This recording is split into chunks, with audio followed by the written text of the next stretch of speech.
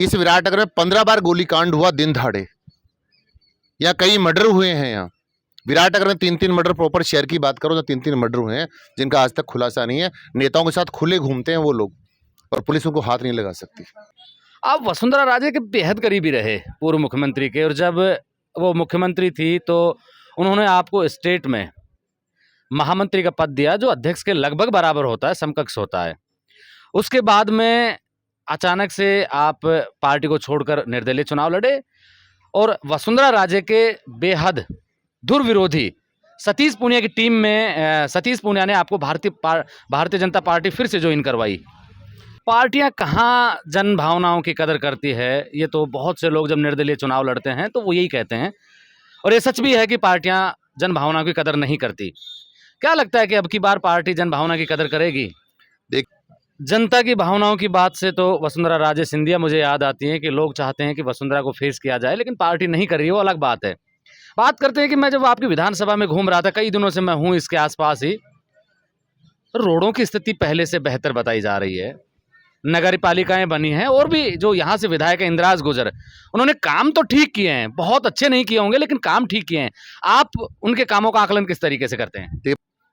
आप घुमा फिरा के सीधा सीधा आरोप लगा रहे हैं विधायक पर। क्या पुलिस जो है विधायक के अंडर काम करती है? क्या पुलिस का अपना एक सिस्टम है, उसके अंडर काम करती है, उनके तरीकों से काम करती है? विधायक के कहने से क्यों मानेगी पुलिस? देखिए कुलदीप भाई, जब मैं आपके बारे में पता कर रहा था, लोगों ने आपके व्यवहार की बड़ी तारीफ की, कहा कि आदमी बहुत ठीक है, लड़ते भी हो लोगों के लिए, लेकिन सॉल्यूशन निकल के नहीं आता आपकी लड़ाई का। देखिए, एक समय के बाद में लॉलीपॉप लेके, जो आजकल शब्द बना रखा है आप लोगों ने, नेताओं ने, लॉलीपॉप लेके आप घर चले आते हो। कुलदीप भाई, मैं आपके विधायक इंदिराज गुजर से मिला था, उन्होंने कहा कि मैंने द्वेषतापूर्ण कोई काम नहीं किया। उन्होंने कहा कि आपके जो रिलेटिव यहाँ लगे हुए हैं, मैंने किसी का ट्रांसफर नहीं करवाया, जो जहां थे वो वहीं है। बात में दम है, जब कोई आदमी ऑन कैमरा कह रहा है, आप उस बात की पुष्टि करें। मैं खुल करके, चुनाव नजदीक हैं 2023 के विधानसभा राजस्थान में। बातचीत के लिए आज विराटनगर हैं और हमारे साथ हैं कुलदीप धनखड़ जी, जो पिछली बार निर्दलीय चुनाव लड़े थे। कुलदीप जी, जब मैं आपके बारे में लोगों से पता कर रहा था कि आप 20-22 साल तक भारतीय जनता पार्टी का अहम हिस्सा रहे और अच्छे पदों पे रहे, पिछली बार पार्टी छोड़कर आपने निर्दलीय चुनाव लड़ा। जहाँ तक जनता के स्वाभिमान की बात आती है, जहाँ क्षेत्र की बात आती है, देखिए मैं लगातार 1995 से राजनीतिक क्षेत्र में काम कर रहा हूँ और लगातार मैं 1997 से बीजेपी का पदाधिकारी स्टेट का रहता आया हूँ। पहले बहुत लंबे समय मैंने बीजेपी में स्टेट में काम किया, राष्ट्रीय टीम में भी मैंने काम किया। उसके बाद 2014 में बीजेपी का प्रदेश का महामंत्री हो गया। 2008 से जब से मेरी विराटनगर विधानसभा बनी है, पहले हम कोटपुतली में आते थे, परिसर 2007 में वो हम लोग विराटनगर में शामिल हुए। उसके बाद 2008 से लगातार मैं टिकट मांग रहा था। 2013 में भी मुझे पार्टी कंसिडर कर रही थी, लेकिन नहीं दे पाए। तो पार्टी के नेताओं, सभी नेताओं ने कहा कि आपको 2018 में कंसिडर करेंगे। 2018 में कंसिडर नहीं करा। जनता की मांग थी, जनता चाहती थी मैं यहाँ का विधायक बनूँ, पार्टी टिकट दे नहीं पाई। जनता के साथ में खड़ा था, जनता मेरे साथ खड़ी रही और मुझे चुनाव लड़ना पड़ा, और जनता ने जो सम्मान दिया उसके लिए जनता का मैं धन्यवाद करता हूँ। आप वसुंधरा राजे के बेहद करीबी रहे, पूर्व मुख्यमंत्री के, और जब वो मुख्यमंत्री थी तो उन्होंने आपको स्टेट में महामंत्री का पद दिया, जो अध्यक्ष के लगभग बराबर होता है, समकक्ष होता है। उसके बाद में अचानक से आप पार्टी को छोड़कर निर्दलीय चुनाव लड़े और वसुंधरा राजे के बेहद दुर्विरोधी सतीश पूनिया की टीम में सतीश पूनिया ने आपको भारतीय जनता पार्टी फिर से ज्वाइन करवाई। देखिए, ये बात सही है। 2014 में मुझे वसुंधरा राजे जी ने प्रदेश का महामंत्री बनाया और मैंने 24 घंटा काम किया। आप समझ सकते हो, मैं रोज़ पावटा से जयपुर जाना, जयपुर से वापस पावटा आना, पूरे स्टेट में घूमना और पूरा पार्टी का काम करना। और जब मुझे मैडम ने जो काम दिया या पार्टी संगठन ने जो काम दिया, प्रदेश के अध्यक्ष अशोक परनामी जी उस समय थे, तो मैंने दिन रात मेहनत की पार्टी संगठन को आगे बढ़ाने के लिए। जो मुझे काम बताया गया उस काम को मैंने पूरा किया। काम में मैंने कोई कसर नहीं छोड़ी। मैंने कहा कि विधानसभा चुनाव 2018 के लिए मैंने जो जनता जो चाहती थी, जनता की जो भावनाएं थी, देखिए मैं जनता को सर्वोपरि मानता हूँ। पार्टी का मैं हिस्सा हूँ, पार्टी का मैं कार्यकर्ता हूँ और जनता जैसा आदेश देगी उस जनता के आदेश के ही अनुसार ही मैं काम करता हूँ। पहले भी करा मैंने और आगे भी करूँगा। और रही बात पार्टी ज्वाइन करने की, जब करीब 2.5 साल पहले जब यहाँ पार्टी राष्ट्रीय महामंत्री अरुण सिंह जी राजस्थान के प्रभारी बने, मेरे हमारे पुराने बड़े भाई हैं, उनके साथ मैंने संगठन में प्रदेश में महामंत्री के नाते मैंने काम भी किया था। उन्होंने मुझे पार्टी ज्वाइन कराई और प्रदेश की कार्यसमिति की बैठक में मुझे जयपुर मुख्यालय पर बुलाकर और सामूहिक रूप से उसमें माननीय गजेंद्र सिंह शेखावत जी भी थे, इसके अलावा गुलाब चंद जी कटारिया साहब भी थे, महामंत्री संगठन चंद्रशेखर जी भाई साहब भी उसमें थे, अर्जुन मेघवाल जी भी, सब लोग शामिल थे। उस समय सब लोगों ने मिलकर मुझे पार्टी ज्वाइन कराई और पार्टी को आगे बढ़ाने के लिए मुझे कहा, वो काम मैं कर रहा हूँ। पार्टियां कहाँ जन भावनाओं की कदर करती है, ये तो बहुत से लोग जब निर्दलीय चुनाव लड़ते हैं तो वो यही कहते हैं, और ये सच भी है कि पार्टियां जन भावना की कदर नहीं करती। क्या लगता है कि अब की बार पार्टी जन भावना की कदर करेगी? देखिए, पिछली बार भी यदि फीडबैक के आधार पर कई हमारी सीटें खराब हुई, हमारी विराटनगर विधानसभा ये सीट खराब हुई, कोटपुतली में चुनाव हम हारे, थानागाजी में चुनाव हम हारे, इसके अलावा आपके बानसूर में पार्टी कमज़ोर स्थिति में रही, और इसके अलावा आपके बहरोड में पार्टी स्थिति कमज़ोर रही। अगर पार्टी फीडबैक के आधार पर टिकट दिए होते तो हमारा बीजेपी का राज बनता। और आज भी खुलकर कहता हूँ कि जो ज़मीनी कार्यकर्ता है, ज़मीनी नेता हैं, जो जनता जिनको लाइक करती है, जनता उनको पसंद करती है, उनको ही टिकट देना चाहिए। यदि कुलदीप धनखड़ जनता के फीडबैक में कहीं उस गुणवत्ता में नहीं आ रहा या जनता के फीडबैक में नहीं आ रहा, तो पार्टी मुझे भी कंसिडर ना करे, जिताऊ कैंडिडेट को ही यहाँ प्रत्याशी बनाया जाए। ऐसा मेरा पार्टी के तमाम नेताओं से मैं हमेशा आग्रह भी करता रहता हूँ, और जहाँ मुझे जिस प्लेटफॉर्म पे कहना होगा वहाँ भी कहूँगा मैं। जनता की भावनाओं की बात से तो वसुंधरा राजे सिंधिया मुझे याद आती है कि लोग चाहते हैं कि वसुंधरा को फेस किया जाए, लेकिन पार्टी नहीं कर रही है, वो अलग बात है। बात करते हैं कि मैं जब आपकी विधानसभा में घूम रहा था, कई दिनों से मैं हूँ इसके आसपास ही, रोडों की स्थिति पहले से बेहतर बताई जा रही है, नगर पालिकाएं बनी हैं, और भी जो यहाँ से विधायक है इंदिराज गुजर, उन्होंने काम तो ठीक किए हैं, बहुत अच्छे नहीं किए होंगे लेकिन काम ठीक किए हैं। आप उनके कामों का आकलन किस तरीके से करते हैं? तो पहले कौन सा विकास बताऊँ मैं? मेरे 2 प्रकार के विकास हैं, आप सारे बता दीजिए। देखिए, कोई भी नेता बनता है, कोई विधायक बनता है, कोई सांसद बनता है, या कोई प्रधान बनता है, कोई जिला प्रमुख बनता है, या कोई सरपंच बनता है, या वार्ड पंच बनता है, सबका धर्म और दायित्व बनता है कि वो जनता के विकास की बात, जनता के सुख दुख की बात करें।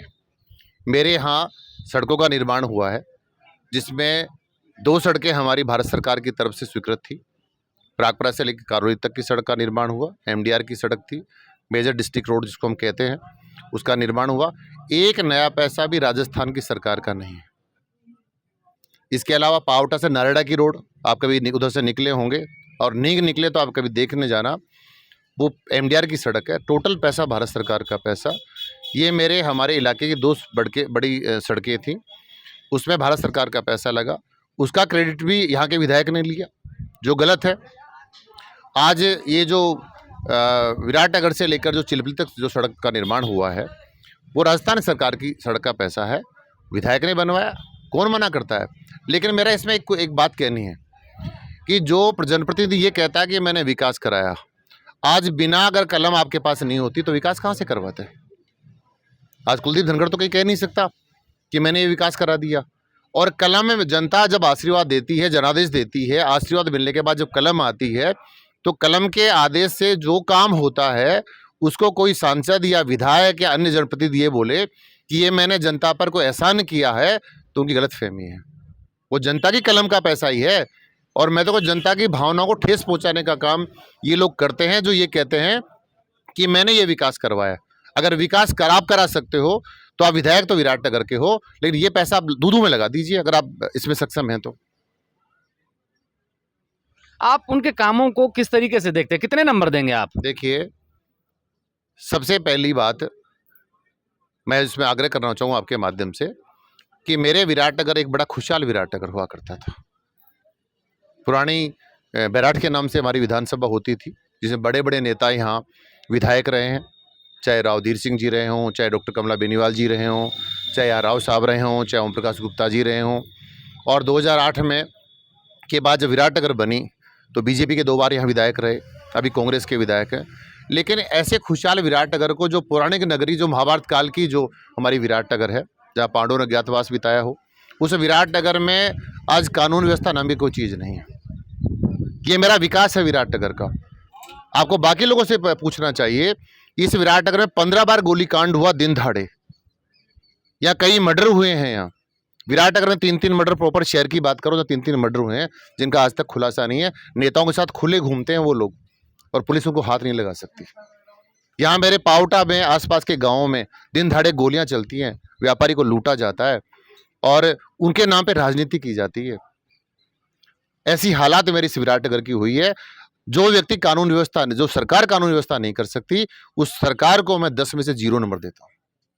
आपने कहा कि जिन्होंने गोलियां चलाई हैं, जो कल्प्रिट हैं, दोषी हैं, वो नेताओं के साथ घूमते। कौन से नेता के साथ में कौन घूमता है? देखिए, मैं निवेदन करूं, ये आप जनता से पूछिए। मैं नाम बताता हूं आपको, जिनका मर्डर हुआ है उनसे आप खुद ही सीधे जाकर मिल लीजिए। अभी यहीं है, मुझे नाम इतना ऐसे याद नहीं है, लेकिन आप जाकर, मैं अभी आपको नाम दूंगा, विराटनगर के रहने वाले हैं, उनसे पूछ लेना कि आपके बेटे का मर्डर हुआ था, कौन लोग हैं जिनके नामजद थे, जिनके खिलाफ कोई कार्रवाई नहीं हुई और एमएलए का स्टिकर लगाकर घूमते हैं, बॉडीगार्ड्स रखते हैं, एमएलए के साथ घूमते हैं, बाकी नेताओं के साथ घूमते हैं।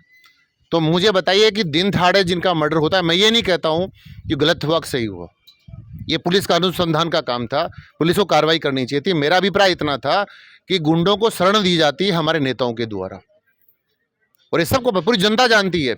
मेरा नाम मेरे से कहकर नाम बुलाने से कोई फायदा नहीं है। आप इसका पता करिए, विराटनगर शहर में निकलिए, आपको पता लग जाएगा कि स्थिति क्या है। साथ ही इसमें ऐसा कोई मतलब महीना नहीं होता जिसमें लूट नहीं होती। चोरियां होना तो आम बात है, बाइक चोरी होना आम बात है। और मैं जब कहता हूं तो मुझे ये कहा जाता है कि कुलदीप धनखड़ हमारे खिलाफ चुनाव लड़ा था, इसलिए ऐसी बातें करता है। आप विराटनगर के थाने से बात कर लीजिए, मेरा नया थाना भाबरू में होगा, उससे बात कर लीजिए, एक मेरा थाना प्रागपुरा, उससे बात कर लीजिए। उनसे बात करोगे पता लग जाएगा क्या कि हालात क्या है।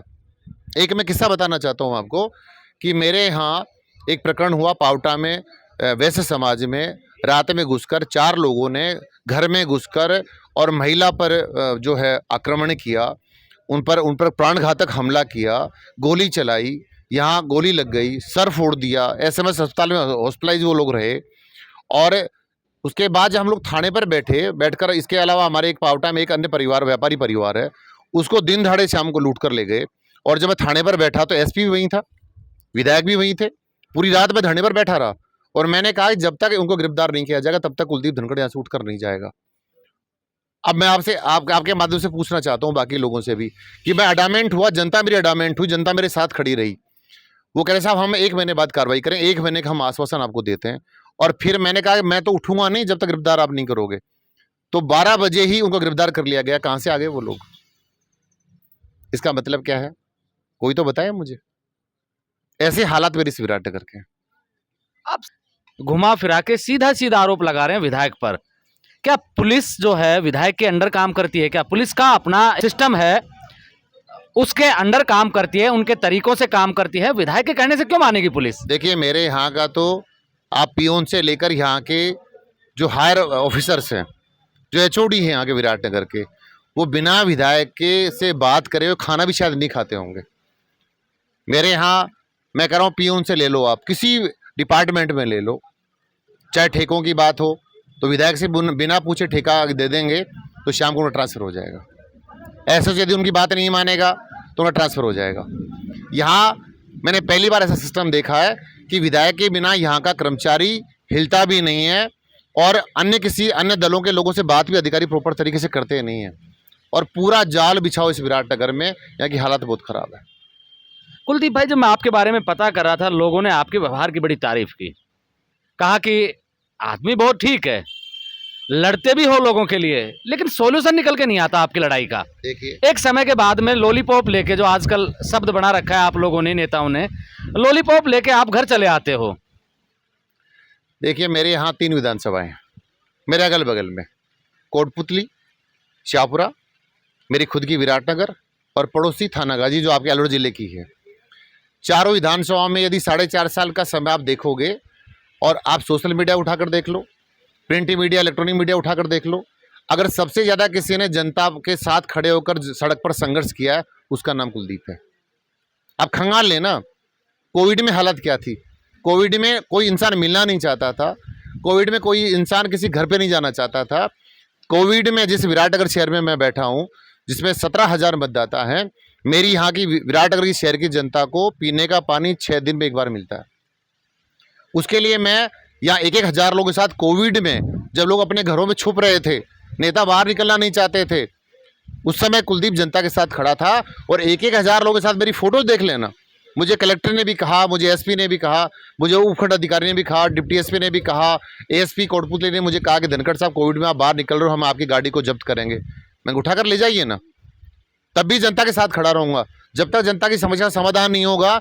लेकिन जिस सरकार का कोई ठीक रास्ता नहीं हो, नेताओं अपने कमिटमेंट के धनी नहीं हो, जहाँ जिनकी बात कहने के बाद जो एक बार कमिटमेंट कर ले उस बात को पूरा नहीं करते हो, उसको मैं ठीक नहीं मानता।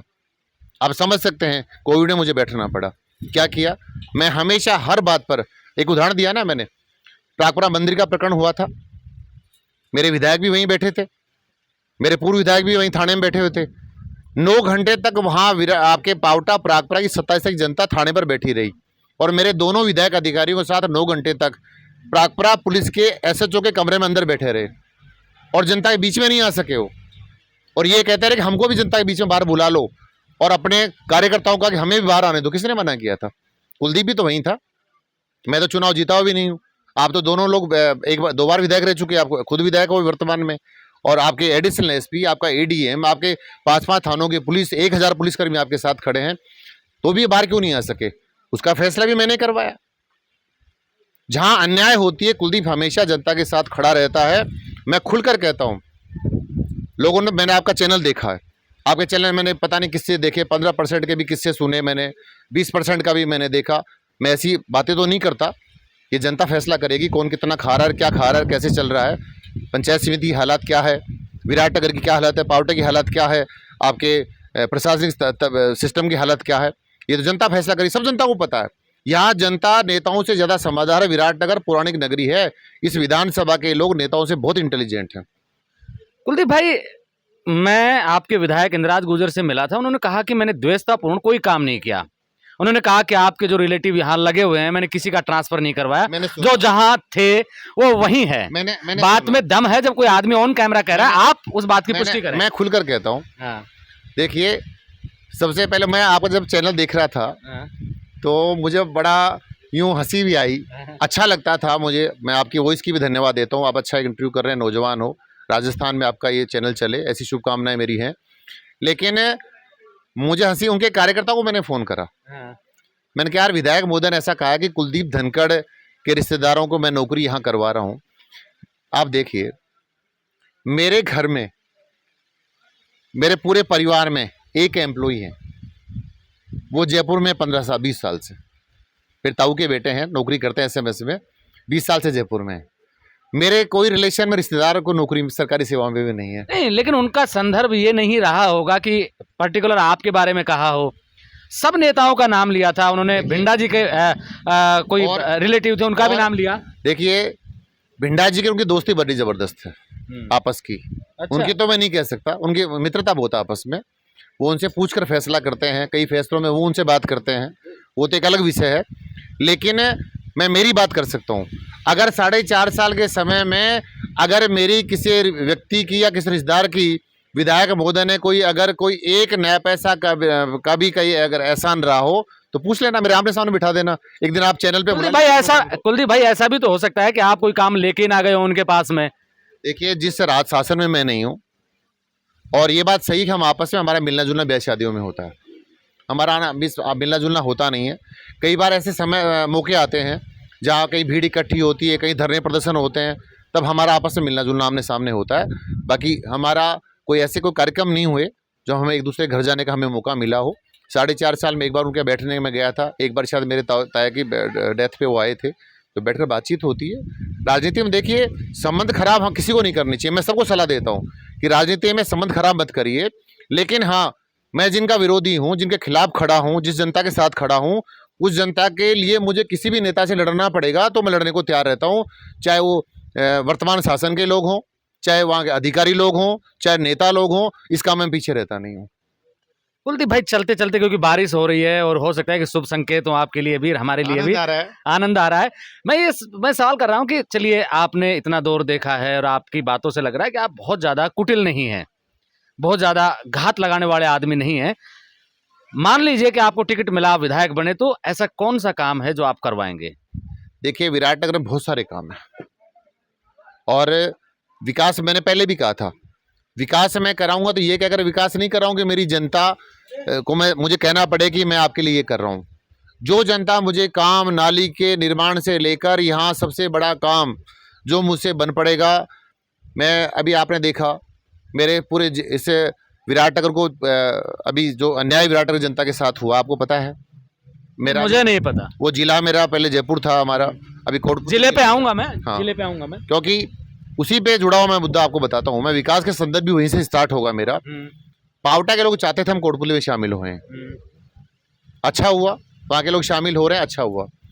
मेरे यहाँ के लोग जो विराटनगर के बाकी पंचायत समिति के लोग हैं, तहसील के लोग हैं, उनका आखिरी छोर शायद विधायक मोदी को पता नहीं होगा कि इसका आखिरी छोर कहाँ है।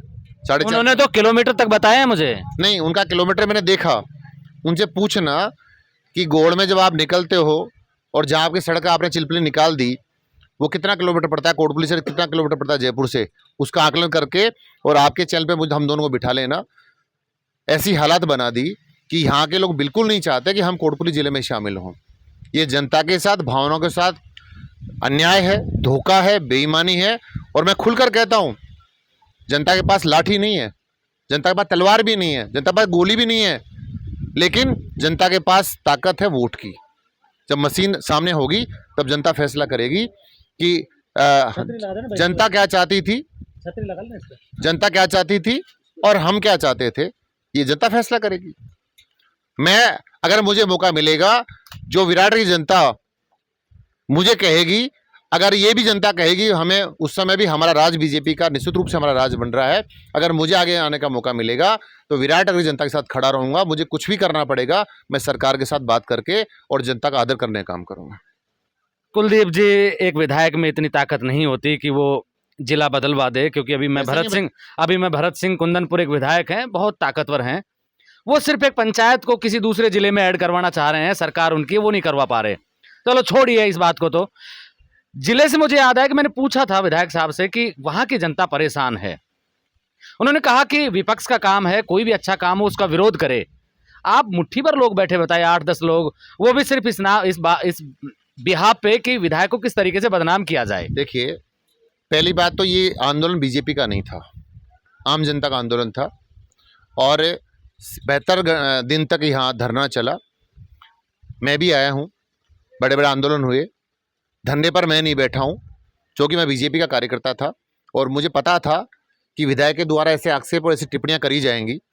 लेकिन वो ये कहते हैं कि चंद लोग थे, 10 लोग थे, और यदि जनता के जनादेश की बात ही करते हैं तो मैं तो इंडिपेंडेंट कैंडिडेट था यहाँ पे, और जब कांग्रेस टिकट नहीं दे श्रीमान जी को और इंडिपेंडेंट चुनाव लड़के देख लें तो पता लग जाएगा जनादेश कहाँ है। मैं ये बात इसलिए कह रहा हूँ कि जनता का आकलन इससे मत करिए। अभी उन्होंने जन्मदिन मनाया, सब संसाधन खुद के थे तो भी 10,000 आदमी इकट्ठे नहीं कर पाए। और मेरी भी रिकॉर्डिंग उठा के देख लेना, आपको मैं आज कह रहा हूँ, आपके आग्रह कर रहा हूँ आपसे भी, उनकी रिकॉर्डिंग उठा के देख लेना। सारी ताकत लगी तो 10,000 को क्रॉस नहीं कर पाए। और मेरे कार्यक्रम में 22,000 लोगों से ऊपर लोग शामिल हुए, जबकि उनके पास संसाधन भी था, गाड़ियां भी थी। मैं अपने आप को उनसे मैं कंपेयर नहीं करता हूं। अगर वो ऐसा कंपेयर करते हैं कि बीजेपी वाला जनता नहीं है तो उनकी गलतफहमी है। यहाँ बीजेपी का कैंडिडेट 2 बार विधायक बना है और बीजेपी कैंडिडेट अगर अभी भी 18 आपके बीजेपी के विधायक ने ठीक काम नहीं किए होंगे, तभी तो इंदिराज गुजर को जनता ने मौका दिया है। देखिए, मैं स्वीकार करता हूँ इस बात को कि हमारे कोटपुतली के हमारे शासन में यहाँ कॉलेज की मांग थी और भिंडा जी खुद की कॉलेज थी, सब कॉलेज नहीं खुलवा पाए। लेकिन साथ में एक बात और कहना चाहता हूँ मैं कि हमारे कोटपुतली से राजेंद्र यादव जी बड़े सरकार के मंत्री हैं, हायर एजुकेशन मिनिस्टर हैं, उनका पास डिपार्टमेंट है और ये हमारा विराटनगर कॉलेज खोला है। मैं हमेशा एक बात कहता हूँ, विकास जो कर रहा है उसके लिए जनता पे एहसान नहीं होना चाहिए, लेकिन हम लोग को आपस में धन्यवाद जरूर देना चाहिए। जहाँ मुझे अच्छा लगता है मैं धन्यवाद भी देता हूँ। कॉलेज की बात आई, आप विधायक महोदय को पूछना, मैंने टेलीफोन करके कहा था कि आपको बहुत बहुत धन्यवाद, आपने विराटनगर में कॉलेज खुलवाने का काम किया। लेकिन मेरे यहाँ राजेंद्र यादव जी मंत्री अभी हैं, पावटा का जो हमारी पंचायत समिति है उसमें आधे गांव राजेंद्र यादव जी के आते हैं। हमसे ज़्यादा 60% गांव राजेंद्र यादव जी के आते हैं और 40% गांव हमारे विराटनगर के आते हैं। वो कॉलेज खोलने का काम राजेंद्र यादव जी ने किया। लेकिन तो भी सरकार का मैं धन्यवाद करता हूं कि पावटा में कॉलेज खोला और यहाँ कॉलेज खोला, इसको स्वीकार करने में मुझे कोई हिचक नहीं है। विपक्ष के नाते आपका काम होता है कि जनता के मुद्दों को उठाएं, लेकिन जनता के मुद्दे तभी क्यों उठाते हैं नेता, मैं आपकी बात कर रहा हूँ और नेताओं की भी, कि जब जहां भीड़ इकट्ठी होती है, जब कोई मर जाता है, किसी को लूट लिया जाता है, उस कंडीशन में नेता घर से बाहर चीखे दहाड़ते हुए निकलते हैं। वो परेशानियां कल आएंगी, परसों आएंगी, इससे पहले लोग तैयार क्यों नहीं रहते, लोगों को तैयार क्यों नहीं करते, प्रशासन पे दबाव बना के क्यों नहीं रखते? क्योंकि अब खामोश हैं। आज ही कोई बात हो जाए आप उठ के चले जाएंगे वहां, क्योंकि आपको 1000 लोग मिलेंगे, आपको बोलने का मंच मिलेगा।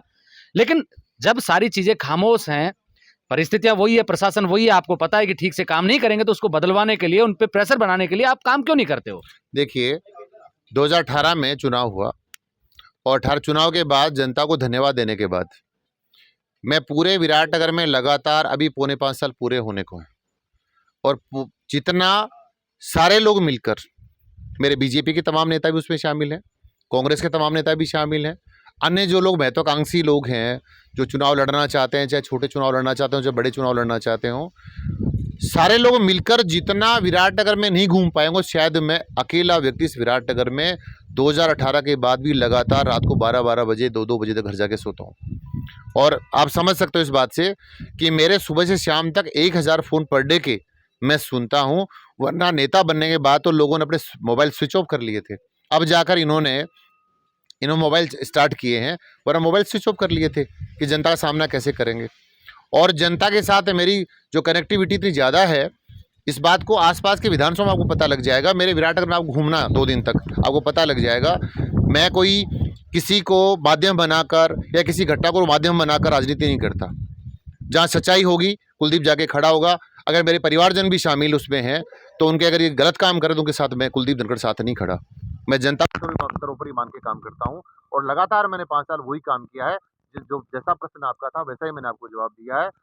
जनता ने जो काम मुझे बताया है, मैं हमेशा जनता के साथ खड़ा रहूँ, चाहे कैसा भी घटनाक्रम रहा हो, चाहे ब्याह-शादियों कार्यक्रम रहा हो, चाहे अन्य कोई विशेष कार्यक्रम रहे हों, मैं लगातार जनता के बीच में रहा हूँ। कुलदीप भाई, चलते चलते एक सवाल पूछ लेते हैं कि पार्टियां अपने सर्वे करवा रही हैं, फिर आप कहेंगे कि जनता का आदेश, सर मुझे चुनाव लड़ना पड़ा। मान लीजिए कि सर्वे में आपका नाम नहीं आया, अब पार्टियां किस तरीके से सर्वे करवाती हैं वो तो पार्टियां जाने, नहीं आया तो, और टिकट नहीं मिला तो फिर कुलदीप धनखड़ का क्या अगला कदम होगा?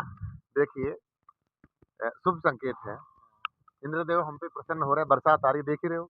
आज मुझे पता नहीं था कि आज इंटरव्यू मेरा होने वाला है, आपके साथ बातचीत मेरी होगी, आपकी मेरी संयोग से बात हुई और शुभ संकेत है।